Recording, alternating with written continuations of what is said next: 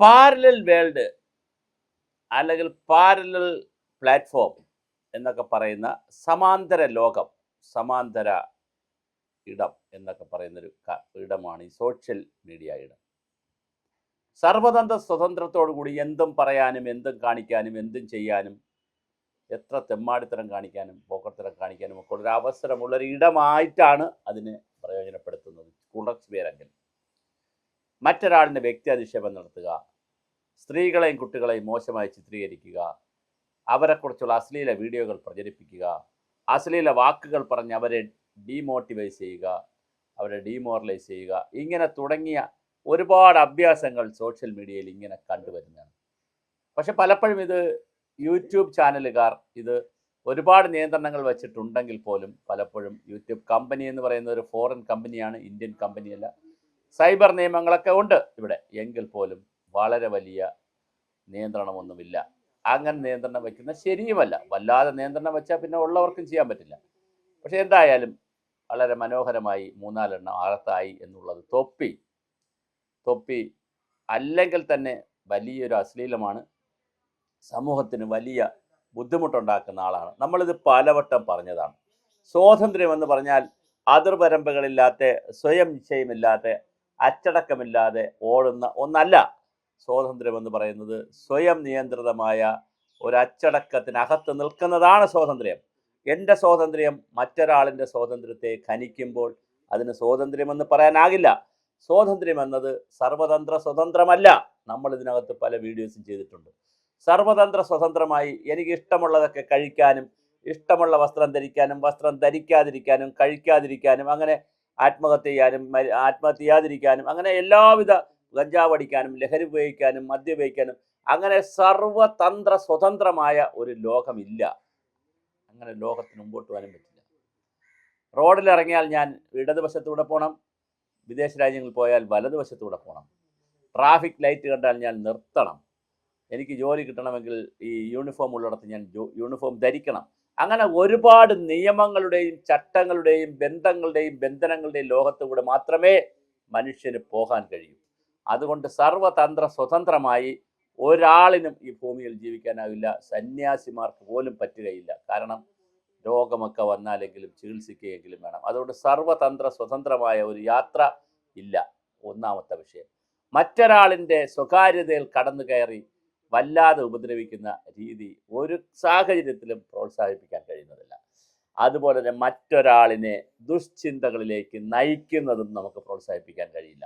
അശ്ലീല വീഡിയോകളും അശ്ലീല ചിത്രങ്ങളും അശ്ലീല കമൻറ്റുകളും ഉൾപ്പെടെ മറ്റൊരാൾ പബ്ലിക് പ്ലാറ്റ്ഫോമിൽ ഇടുകയും അത് ഇതൊക്കെ കാണണമെന്നും ആഗ്രഹമുള്ളവർക്കൊക്കെ സ്വകാര്യമായി ആയിക്കോട്ടെ, പക്ഷെ പബ്ലിക് പ്ലാറ്റ്ഫോമിൽ ഇതിടുകയും അത് പബ്ലിക് പ്ലാറ്റ്ഫോമിൽ ആവശ്യമുള്ളവരും ആവശ്യമില്ലാത്തവരും ഒക്കെ ഇത് കാണുകയും ചെയ്യുന്ന ഒരു പ്രത്യേകതരം രോഗമാണ് ഈ തൊപ്പിമാർക്കുള്ളത്. അദ്ദേഹം ചെല്ലുന്ന സ്ഥലത്തൊക്കെ അയാൾ ചെറുപ്പക്കാരനാണ്, ചില ആയിരക്കണക്കിന് പിള്ളേരാണ് ഇങ്ങനെ കൂടി നിന്ന് തൊപ്പിയെ കാണുന്നത്. ഒരു നൈമിഷികമായ മനുഷ്യൻ്റെ വികാരങ്ങളെ, അധമ വികാരങ്ങളെ പ്രലോഭിപ്പിക്കുന്ന വളരെ മോശം ഒരു പ്ലാറ്റ്ഫോമാക്കി സോഷ്യൽ മീഡിയയെ കുറച്ച് പേരെങ്കിലും മാറ്റുന്നുണ്ട്. മറ്റൊരു രാജൻ എന്ന് പറയുന്ന വേറൊരാളെ പിടിച്ചിട്ടുണ്ട്. അദ്ദേഹവും ഈ നമ്മുടെ എന്താണ് പാലക്കാട് മുൻ എം എൽ എയും യൂത്ത് കോൺഗ്രസിൻ്റെ നേതാവിനെയും രാഹുൽ മാങ്കുട്ടത്തിൻ്റെയുമായി ബന്ധപ്പെടുത്തിയ ഒരു പത്തനംതിട്ടയിലെ ഒരു വനിതയ്ക്കെതിരെ അതിമോശമായ അതീവ ഗുരുതരമായ ഒരു വല്ലാത്ത മോശമായ വീഡിയോകളൊക്കെ ചെയ്യുകയുണ്ടായി. ഇതൊന്നും ഒരിക്കലും അനുവദിക്കാൻ കഴിയുന്നതല്ല. മറ്റൊരാളിൻ്റെ സ്വകാര്യതയിലേക്ക് കയറുന്നതും അശ്ലീല വീഡിയോകളും അശ്ലീല വർത്തമാനങ്ങളും ഒന്നും നമുക്ക് അനുവദിക്കാൻ കഴിയുന്നതല്ല. അതുകൊണ്ട് തന്നെ തീർച്ചയായും ഇത് വളരെ കർശനമായി നിരീക്ഷിക്കേണ്ടതുണ്ട്. ഫിൽട്ടറിങ് ആവശ്യമുണ്ട്.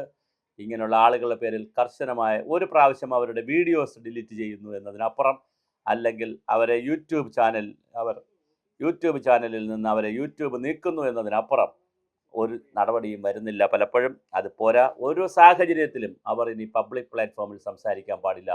പൊതുജനങ്ങൾക്ക് വേണ്ടി സംസാരിക്കുമ്പോൾ നമുക്ക് എല്ലാ കാര്യങ്ങളെയും വിമർശിക്കാം. ഏതൊരു കാര്യത്തെയും നമുക്ക് മോശമായി പറയാം, വിമർശിക്കാം. പക്ഷേ അതിനൊരു അതിർവരമ്പുണ്ട്. ആ അതിർവരമ്പ് ലംഘിക്കപ്പെട്ടു പോയാൽ സമൂഹം ചാവോസിൽ പോയും സംഘർഷത്തിലേക്ക് പോകും. പിന്നെ സമൂഹത്തിന് നിലനിൽപ്പില്ല. എല്ലാവരും പരസ്പരം അങ്ങോട്ടും ഇങ്ങോട്ടും അതിർവരമ്പുകൾ, സ്വാതന്ത്ര്യത്തിൻ്റെ അതിർവരമ്പുകൾ നിർണ്ണയിക്കാതെ സർവതന്ത്ര സ്വതന്ത്രമാണെന്ന് അഭിപ്രായം പറയാൻ വന്നാൽ ഒരു സാഹചര്യത്തിലും നമുക്ക് ഇവിടെ മതസ്വാതന്ത്ര്യം എന്ന് പറഞ്ഞ് മതത്തിലെ മുഴുവൻ കാര്യങ്ങളും പബ്ലിക്കേക്ക് വിളിച്ചു പറഞ്ഞാൽ, രാഷ്ട്രീയ സ്വാതന്ത്ര്യം എന്ന് പറഞ്ഞ് എതിരാളികൾക്ക് രാഷ്ട്രീയ പാർട്ടികളെ മുഴുവൻ നഖശിഖാന്തി എതിർക്കുന്ന കാര്യങ്ങളെല്ലാം പബ്ലിക് പ്ലാറ്റ്ഫോമിലൂടെയൊക്കെ പറഞ്ഞാൽ സംഘർഷം മാത്രമേ ഉണ്ടാവുകയുള്ളൂ രാജ്യത്തും സമൂഹത്തിലും. അതൊരു കാരണവശാലും അനുവദിക്കാൻ കഴിയുന്നതല്ല. നിശ്ചിതമായ അച്ചടക്കത്തോട് കൂടിയിട്ടുള്ള സ്വാതന്ത്ര്യം മാത്രമേ ഏതൊരു സമൂഹത്തിനും അനുവദിക്കാൻ പറ്റുകയുള്ളൂ, അനുഭവിക്കാനും കഴിയുകയുള്ളൂ. അല്ലാതെ വന്ന എല്ലാ സമൂഹങ്ങളും വലിയ ചാവോസും സംഘർഷവും ബുദ്ധിമുട്ടും ഉണ്ടായിട്ടുണ്ട്. എന്തായാലും തൊപ്പിയും കുപ്പിയും എല്ലാം അകത്തായിട്ടുണ്ട്. ഇനി ഇതൊക്കെ കർശനമായി പിടിക്കേണ്ട ജോലി സർക്കാരിനുള്ളതാണ്, സൈബർ വിഭാഗത്തിനുള്ളതാണ്. രാജ്യത്തെ പ്രധാനമന്ത്രി ആക്ഷേപിക്കുക, രാജ്യത്തെ മുഖ്യമന്ത്രി ആക്ഷേപിക്കുക, സംസ്ഥാനത്തെ ഗവർണറെ ആക്ഷേപിക്കുക, സെലിബ്രിറ്റികളെ ആക്ഷേപിക്കുക, എന്തും പറയുക മറ്റൊരാളിനെ കുറിച്ച്, അതൊന്നും ഒരു കാരണവശാലും അനുവദിക്കാൻ പറ്റുന്നതല്ല. മുഖ്യമന്ത്രിയെക്കുറിച്ചുള്ള ആക്ഷേപം പറയുന്നവർക്കെതിരെ കേസെടുക്കുന്നത് തീർച്ചയായും ആവശ്യമുണ്ട്. മുഖ്യമന്ത്രിയുടെ നയങ്ങളെ വിമർശിക്കാം, പക്ഷെ വ്യക്തിപരമായി ആക്ഷേപിക്കാൻ പാടില്ല. മോദിയുടെ നയങ്ങളെ വിമർശിക്കാം, മോദിയെ വ്യക്തിപരമായി ആക്ഷേപിക്കാൻ പാടില്ല. ഒരു വ്യക്തി എന്നുള്ള നിലയിൽ ഒരാളിനെ വ്യക്തിപരമായി ആക്ഷേപിച്ചാൽ അതൊരിക്കലും അംഗീകരിക്കാൻ കഴിയുന്നതല്ല. ഇനി വ്യക്തിപരമായ അവരുടെ ചെയ്തികളുണ്ടെങ്കിൽ തന്നെയും അതിനെ മോശമായ ഭാഷയിലൂടെ അവതരിപ്പിക്കുന്നത്, ഒരുപക്ഷെ അത് റിപ്പോർട്ട് ചെയ്യുമായിരിക്കും. ഏതെങ്കിലും ഒരാളിനെ ഒരു സ്ത്രീ വിഷയത്തിലോ അല്ലെങ്കിൽ പണാപകരണത്തിലോ അഴിമതിയിലോ ഒക്കെ പിടിക്കപ്പെടും. അങ്ങനെ പിടിക്കപ്പെടുമ്പോൾ അത് റിപ്പോർട്ട് ചെയ്യാം. അതിനപ്പുറമുള്ള ഒരുതരം മോശപ്പെട്ട പ്രവർത്തനങ്ങളൊന്നും നമുക്ക് അനുവദിക്കാൻ കഴിയുന്നതല്ല. അങ്ങനെ വരുമ്പോൾ കുപ്പിമാരും തൊപ്പിമാരുമൊക്കെ അങ്ങനെയുള്ള വ്ളോഗർമാരുമൊക്കെ അകത്ത് കിടക്കേണ്ടതാണ്. ഇങ്ങനെ നിരവധി ആളുകൾ ഉണ്ട്. അവരുടെ ഏക ലക്ഷ്യം പണമുണ്ടാക്കുക, ഫേമസ് ആവുക, രണ്ടേ കാര്യം. അല്ലാതെ ഒരു സമൂഹത്തെ നന്നാക്കാനോ ഒരു സാമൂഹ്യ താല്പര്യമോ അല്ലല്ലോ അവരുടെ ലക്ഷ്യം. പണമുണ്ടാക്കുക, കുറഞ്ഞ സമയം കൊണ്ട് പെട്ടെന്ന് പണമുണ്ടാക്കുക, പെട്ടെന്ന് ഇമേജ് ഉണ്ടാക്കുക. ഈ ഇമേജും പണവും ഇതിലൂടെ അവരുണ്ടാക്കുമ്പോൾ ലക്ഷങ്ങളുടെ ജീവിതമാണ് ഇല്ലാതാകുന്നത്, ആയിരങ്ങളുടെ ജീവിതമാണ് ഹോമിക്കപ്പെടുന്നത്. ഒരു കാരണവശാലും അത് അനുവദിക്കാൻ പാടില്ല. കർശനമായ നിയമങ്ങളും ചട്ടങ്ങളും രാജ്യത്തുണ്ടാവണം.